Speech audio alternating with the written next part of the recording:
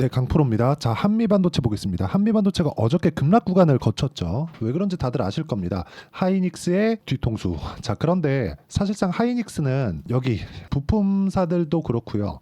장비 업체들도 그렇고 한쪽에서 너무 많은 이익을 얻다 보면 이쪽을 견제해야 될 필요가 있죠. 그게 하이닉스의 이익을 도모하기 위함입니다. 뭐 그렇다 그래서 이 둘이 뭐 적이라고 할 수는 없죠. 자, 근데 한미반도체하고 삼성전자하고는 조금 이야기가 다릅니다. 원래 한미반도체하고 삼성전자하고 약간 예전에 있죠. 그 HBM 시대가 오기 전 한참 전에 좀 중요한 이슈가 있었습니다. 그게 어떤 이슈였냐면 D램 장비를 납품하던 시절에 한미반도체의 장비가 좋았지만 너무 비싸다 보니까 삼성전자에서 그걸 따라 만들었어요. 그래서 한미반도체가 이쪽에 대한 소송을 했는데 그 소송을 한미반도체가 이겼습니다. 자, 그런데 문제는 삼성전자 측에서 뭐가 있었느냐? 그러면 앞으로 너네랑 거래 안 해? 이렇게 돼버린 거예요. 그렇죠? 그래서 한미반도체는 죄송합니다 형님 하면서 이걸 받아들였어야 되는데 그게 안 된 겁니다. 그래서 이 둘의 관계가 조금 많이 좀 안 좋아요. 그런데 한미반도체는 그러면 사실상 이 메모리 반도체 장비를 만드는 데 있어서 한국 시장에 삼성전자하고 그렇죠? 삼성전자하고 하이닉스 빼고는 사실상 이 둘 중에 납품할 데가 없잖아요. 물론 마이크론도 있기는 하지만 규모 면에서 하이닉스하고 삼성전자하고는 사실상 차이가 상당히 큽니다. 그렇죠? 그리고 무엇보다 마이크론이 지금 HBM을 성공한 게 한미반도체의 장비를 가져가면서부터예요. 그러니까 지금 HBM 시대가 왔죠. 이 오면서 HBM의 키를 쥐고 있는 건 하이닉스가 맞죠. 맞긴 맞는데 엄밀히 따지면 한미반도체이기도 합니다. 돈을 버는 규모는 하이닉스가 훨씬 크고 삼성전자에서도 성공을 했을 경우에는 삼성전자의 규모가 훨씬 더 커지겠죠. 근데 한미반도체가 HBM을 만드는 키를 가지고 있다는 것에는 변함이 없습니다. 자, 그런데 여기서 한화에서 지금 붙었다 그랬죠. 뭐 누가 뭘 했는지 이런 건 사실상 우리가 뭐 보고 있을 필요도 없고 이걸 가지고 예상하고 예측하고 이런 그 답 없는 이야기를 할 필요는 없습니다. 우리가 중요하게 생각을 해야 되는 건 한미반도체의 이익률, 지금 HBM 장비를 납품해서 얻고 있는, 그쵸, 거두고 있는 이익률 자체가 50% 정도 된다고 한미반도체 측에서 발표를 했습니다. 근데 이것보다 더 중요한 게 이건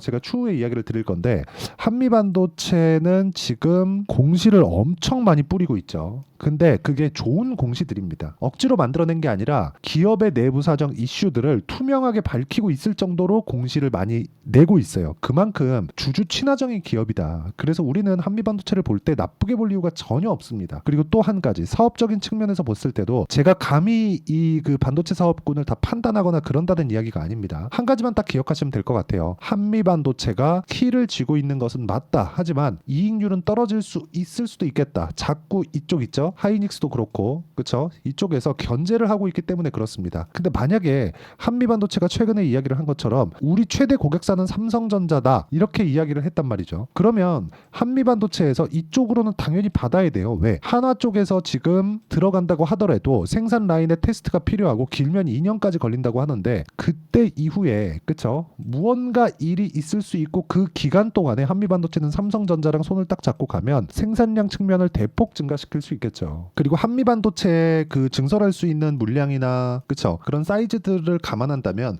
오히려 하이닉스가 악수를 둔 게 아닌가라는 생각까지 들 정도입니다. 그렇기 때문에 지금 과정에서 주가가 떨어지는 이슈 있죠. 이익률이 떨어질 수 있다. 그럼으로 인해서 성장률이 같이 떨어질 수 있다. 이런 부분에 대한 내용은 그쵸 약간 좀 오바스럽게 생각을 하는 것이 맞다고 판단을 하고요. 이 구간에서 무엇보다 중요한 내용은 가격을 보는 게 맞다. 그리고 가격에는 차트에 대한 부분 그리고 이평선에 대한 이격도 이격은 지금 뭐 거의 뭐 이평선하고 수렴해 있는 상태이기 때문에 뭐 그렇게 뭐 걱정하거나 그럴 필요는 없어 보이고요. 그리고 무엇보다 아직까지 정배열을 유지하고 있다는 점이 지금 중요합니다. 물론 정배열을 깨기까지는 못해도 한 2달 정도 걸리기 때문에 지금 여기서 우리가 뭐 급하게 뭐 큰일 났다 뭐 하이닉스 통수 쳤다 이러면서 도망칠 필요는 없는 겁니다. 하지만 가격에 대한 부분은 정말 집중을 해서 보자. 문제는 없지만 가격을 보고 내가 효율 높은 매매를 하자. 그게 핵심이에요. HBM 시장은 무조건 커집니다. 그리고 올해만 성장률이 그냥 산업의 성장률입니다. 이 산업의 성장률이 2배 이상입니다. 왜 그러냐면 지금 엔비디아의 그 신제품이 발표가 됐죠. 신제품이 언제 뭐 나올 거라는 걸 다 발표를 했습니다. HBM 증가분이 올해만 2.5배예요. 그러면 이쪽에 대한 그 장비 수요는 계속해서 발생할 수밖에 없습니다. 그리고 마이크로는 신경 쓰지 말라 그랬어요. 마이크로는 한미 반도체의 거의 뭐 재물이라고 볼 수 있죠. 한미 반도체의 장비를 사용해야지만 HBM을 만들 수 있다는 그냥 재물이라고 보시면 될 것 같아요. 이거 말고는 이 마이크로는 별로 신경 안 쓰셔도 될 것 같고요. 한미 반도체가 삼성전자의 손을 들어주느냐, 이쪽으로 가느냐, 이것만 보시면 될 것 같고, 주가 측면에서는 우리는 효율 높은 매매를 하기 위해서 가격적인 부분을 보자. 이게 가장 중요합니다. 그리고 이 내용에 대해서 이해를 했을 때 우리가 어느 정도까지 매매를 할 수 있는지 볼게요. 자, 알테오젠인데 여기 보시면 제가 오늘 일부 매도를 또 했습니다. 그쵸? 그러면서 14%의 수익을 냈어요. 근데 이 구간에서 제가 언제 공략을 했는지 보시면 돼요. 올라가는 부분 확인하고 매매했을 때 14%, 그리고 밑에 쭉 내려보면 17%씩 이렇게 수익을 내고 있다는 점이 중요합니다. 돌파 구간에 공략을 했다는 점. 그쵸? 자, 그리고 같은 반도체 종목군들 중에서도 DI나 그런 종목들 보잖아요. 그쵸? 아니, 이미 수익을 냈어. 22%, 26% 이렇게 수익을 냈는데도 불구하고 다시 반등 확인하니까 또 매수. 오늘도 시장이 안 좋은데, 그쵸? 어느 정도의 상승분. 자, 그리고 뭐 YC 같은 종목들 최근에 좋죠. 어떻습니까? 그쵸? 매수매도 뭐 이런 식으로 계속 진행해서 8%, 17% 이런 식으로 수익을 꾸준하게 얻고 있다는 점이 중요하고, 이 내용에 대한 부분을 제가 같이 공부할 수 있는 그런 공간을 제가 마련해 놨습니다. 그리고 여기는 다 무료로 진행하고 있습니다. 자, 어떻게 진행하는지 볼게요. 오늘 같은 경우에 시장이 안 좋은데 LS 마린 솔루션, 정확히 장시작 전에 제가 공유를 해드렸고요. 여기 내용 보시면 LS 마린 솔루션 내용 보시면 어때요? 올라가는 구간에서 매수. 그쵸? 아직까지 매도 안 했습니다. 시장이 안 좋은데도 불구하고 오늘 5% 정도의 상승세. 그쵸? 이런 상황이 나오고 있다. 그리고 다른 종목분들 밑에 보세요. 두산에너빌리티. 그쵸? 두산에너빌리티도 그렇지만 원전 관련된 종목분들은 제가 지금 굉장히 긍정적인 내용을 가지고 보고 있습니다. 그래서 돌파하는 구간에 맞춰서 매수. 그리고 오늘 좀 떨어졌어요. 그리고 또 매수. 그런데 여기서 보셔야 될 게, 두산에너빌리티를 매수하기 전에 제가 뭘 했는지를 보셔야 됩니다. 우리 기술 내용 보시면, 그쵸? 매매하는 과정에서 23%씩 이렇게 수익이 발생하고 있다. 이런 내용에 대한 이해를 하는 게 중요하고, 이 내용에 대한 부분을 소통방에서 제가 모두 공유를 하고 있고 같이 공부해 나갈 수 있습니다. 주식시장에서 공부 안 하면 정말 깡통차고 퇴출당할 수 있다. 반드시 공부를 하셔야 되고, 여기는 구독과 좋아요만 눌러주시면 입장 가능하고요. 상단에 있는 전화번호로 구독이나 소통이라고 문자 보내주시면 제가 여기 소통방 입장 링크를 순차적으로 공유를 해드리도록 하겠습니다. 자, 어떤 식으로 제가 공략을 하는지 다 내용을 공개를 했는데, 이 내용에 맞춰서 우리가 어떤 식으로 매매를 해 나가야 되는지를 보면 돌파하는 종목군을 반드시 공략을 해야 된다는 걸 이해를 하셔야 됩니다. 그거 아니고서는 주식시장에선 정말 어려울 수밖에 없습니다. 제가 감히 말씀드린 건데, 주식시장에서 미래가치를 반영하는 과정이 있어야 되고, 그 과정에서 가격적인 부분을 이해하는 게 꾸준하게 수익을 보는 첫 번째 단계라고 보시면 되고, 이 부분에 대해서는 소통방에서 다 같이 공유하면서 같이 공부하고 있으니까 상단에 있는 전화번호로 구독 또는 소통이라고 문자 보내주시면 여기 소통방 입장 링크를 순차적으로 공유를 해드리도록 하겠습니다. 자, 그럼 어떤 종목군을 제가 공략하는지 봤으니까 한미반도체 보면 제가 왜 지금 보고 있는지 알겠죠? 신고가 구간, 돌파 구간에 있기 때문에 그렇습니다. 이 돌파 구간에 우리가 어떤 식으로 공략을 해야 되는지는 명확하지만 확인입니다. 확인. 무조건 확인에 대한 부분이 정말 중요하고, 확인하지 않는 구간에서 내가 매매를 했다? 그러면 정말 상황 자체가 어려워질 수 있다는 점, 이 부분 반드시 기억을 해주셨으면 좋겠고요. 그리고 이 내용에 대한 부분을 봤을 때, 자 보세요. 한미반도체가 건재하게 버티고 있었을 때 보세요. PSK 홀딩스, 그죠? 강하죠. 그리고 뭐 FST, DI, YC 전부 다 반도체입니다. 그쵸? 이런 종목군들이 있을 때 강세입니다. 일반적인 무슨 뭐 그 짝짓기 매매를 해라 그런 이야기를 드리는 게 아니라, 이격을 좁히는 과정을 보시라는 겁니다. 이평선을 보실 때 단순히 배열 또 어떤 패턴 이걸 보는 게 아니라, 주가는요 높이 올라가면 이평선하고의 거리가 벌어지게 되어 있고, 이 벌어지는 과정에서 내가 좁혀가야 됩니다. 그 좁혀가는 과정을 우리는 눌림목 구간이라고 하는데, 여기가 눌림목 끝입니다, 여기가 저점입니다, 이거 하지 말라는 거예요. 이걸 하는 게 아니라 확인하고 매수해서 보유기간을 줄이자. 그게 심리를 안정시킬 수 있는 유일한 방법이고, 이 내용에 대해서 이해하지 못하잖아요. 그러면 주식시장은 진짜 어려워질 수밖에 없습니다. 물론 이 내용에 대한 부분, 이격 조절 그리고 가격적인 이해, 이런 부분을 제가 여기 소통방, 그쵸? 소통방에서 모두 공유하고 있고, 어떤 식으로 공부를 해야 되는지, 그리고 저도 계속해서 공부를 해야 됩니다. 여기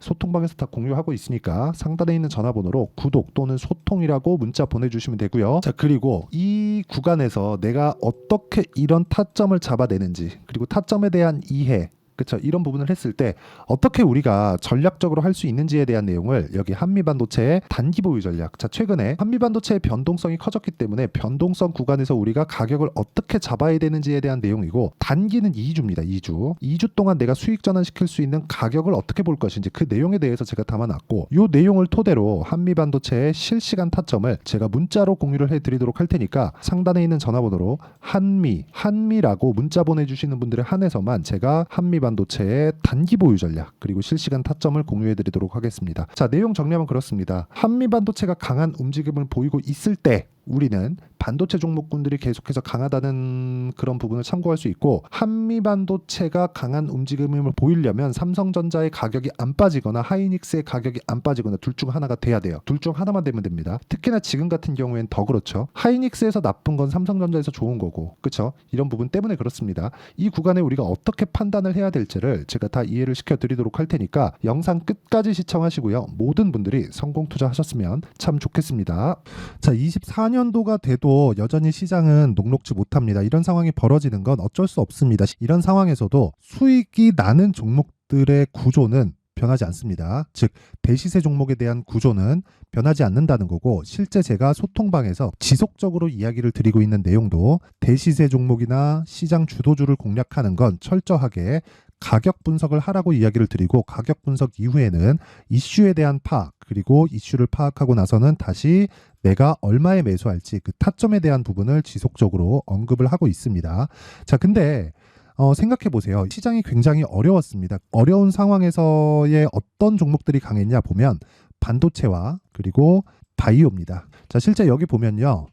HLB에 제가 실제 매매한 내용을 띄워놓고 보여드리고 있는데, 1월 22일부터 매매를 시작해서 4일 동안 31%의 수익 마감이 됐고요. 그리고 여전히 신고가 종목입니다. 자, 그리고 그 다음 어보브 반도체, 이름을 보시다시피 반도체 종목이죠. 그리고 AI 반도체는 지속적으로 강세를 보이고 있습니다. 이 종목도 신고가를 먼저 달성한 이후에 제가 21%의 단기간에 21%의 큰 수익을 내고 마감이 됐습니다. 다시 재공략을 준비하고 있고, 이런 부분은 소통방에서 다 공유를 해드립니다. 자, 그리고 코세스. 자, 코세스 같은 종목도 당연히 그쵸, 신고가 종목이고요. 그리고 반도체 종목입니다. 이 종목도 영업일 기준에서 이틀 동안 대략 한 15%의 수익 마감이 됐습니다.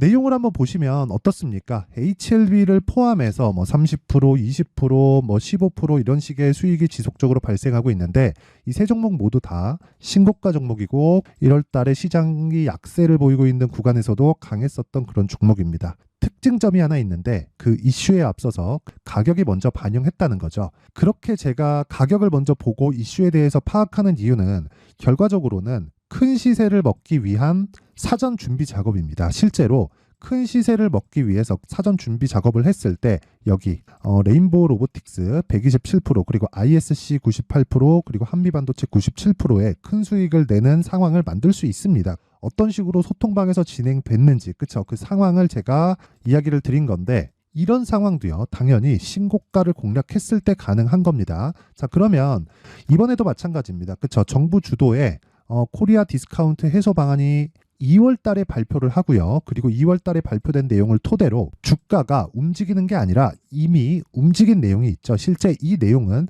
크게 중요한 게 아니라는 겁니다.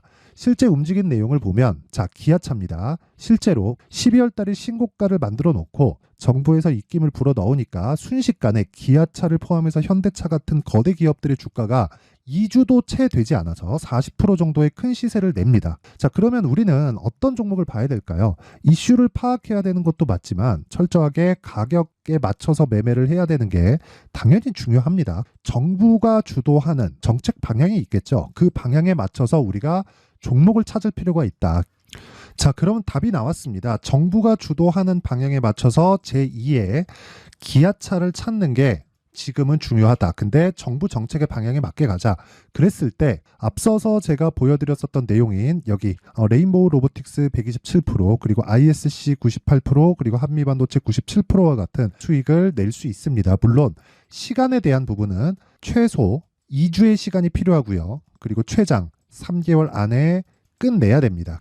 자, 기아차의 시세를 보셨던 것과 같이 2월 달에 정부 정책의 방향이 결정되고요. 바로 3월 달이면 시행입니다. 자, 그러면 우리는 거기에 맞춰서 당연히 종목을 찾아야 되고 제가 제2의 기아차를 찾아놨습니다. 제가 아까 전에 소통방에서 이야기를 드렸었던 내용 다 공개를 해드렸는데 그 내용처럼 종목만 받고 싶다 하시는 분들은요. 상단에 있는 제 전화번호로 대시세, 자, 대시세라고 문자를 보내주시면 정부 정책의 방향에 맞는 종목을 모든 분들에게 무료로 공개를 해드리도록 하겠습니다. 자, 제가 원하는 건 채널 성장이 목적입니다. 자, 그래서 구독과 좋아요 꼭 좀 부탁드리고요. 모든 분들이 정부 정책에 맞는 방향으로 매매를 이어가서 큰 수익 보셨으면 좋겠습니다.